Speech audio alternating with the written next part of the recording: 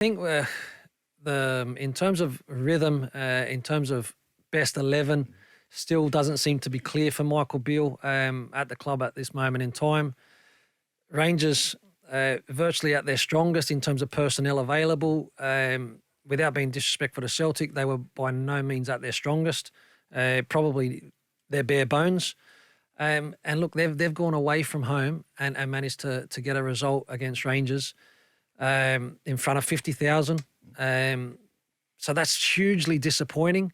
It's another game of importance that Michael Beale has been unable to win. So that's where you start to get supporters unhappy. The performance wasn't good enough. Now, I know we can talk about the controversial VAR decision, but let's be honest. I mean, there were two very good opportunities, in particular in the first half for Kyogo, and also the one where he can maybe deal Maeda in for a tap-in. Mm-hmm. And Abada's chance as well, which was a brilliant save by Butland. I think overall it wasn't good enough. I think that before the game I was confident that Rangers would go and get a result. Speaking now after the match, they didn't perform anywhere near good enough. And the pressure comes. I was at the game, Paul, and I've never in my time as a player and also, going to games and supporting, I've never heard noise and anger from a supporter base at Ibrox. Never. Why? In my time. Why? In my time. What do you think is different this time? Huge disappointment. 9 players that have come into the team. Only 3 started a must-win match. One of them by default in regards to Sterling wouldn't have started. Another one in goals. Butland's been fantastic.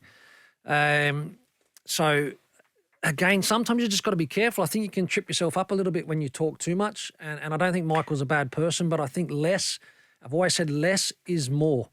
And I think that he needs to maybe just keep a little bit more to himself because start of this season on the back of Celtic winning the treble last season, how do we improve the starting 11? That's the same whether you win or lose. How do you improve your starting 11?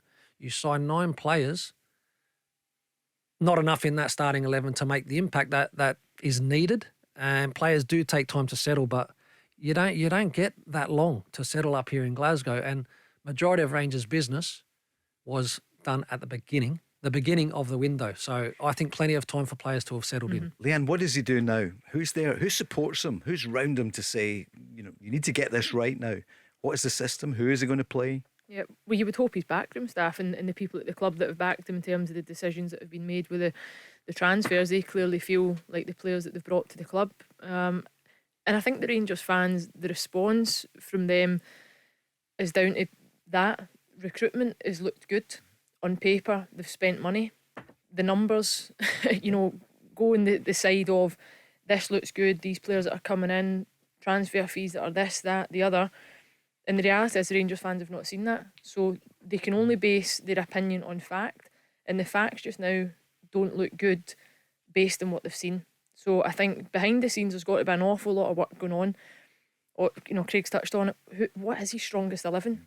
Do the players even know who's competing for whose jersey? Because I think what we looked at when Ange Postecoglou recruited the players that he recruited at Celtic, quite obviously there was 2 players per position. And it was one or the other, constantly one or the other. Kyogo was the only one really that was out there on his own at times. Then he picked up the injury and players had to come in and fill that void. But week by week, every single player must have known who they were going toe-to-toe with in training for a starting spot. And I don't think that's that obvious when you look at the Rangers squad.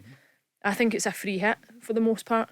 I don't see players that it's their jersey other than the ones that have been there from last season, the likes of your Tavernier, Goldson. And I feel a little bit silly, I've got to say, because Why? Because at the start of the season, again, when I was looking at on paper, the Celtic squad in terms of the lack of maybe business that they had done and the business that Rangers has done, I'm going, well, Rangers are a stronger squad. I've said this a couple of times on the thing, but paper doesn't win your football matches. So far, that hasn't transferred to match day. So again, as a player, that can be very difficult because the expectation is constant. It's daily, and mate, unfortunately, there is a manager that oversees all of that and is also responsible for getting results. So there's no hiding place here at the moment. the results come at a terrible time for Rangers and Michael Beale because international break. So there's a lot longer for that next game. A few sleepless nights. Must be a few tough. more pages being filled in the media. Do you think Celtic's squad is stronger now because they have added to it last week? Palmer signed. I'll tell you what. Couple of you know loans. what I'm going to tell you is the difference at this moment in time. Yep. Mentally, Celtic are stronger. I think the reality is, even if you bring Hatate and Carter Vickers back into that Celtic team, they're immediately stronger without adding any new additions. I think on paper it clearly looks like Celtic's squad from last season, even losing the couple of additions that they have lost, is still a better side than Rangers.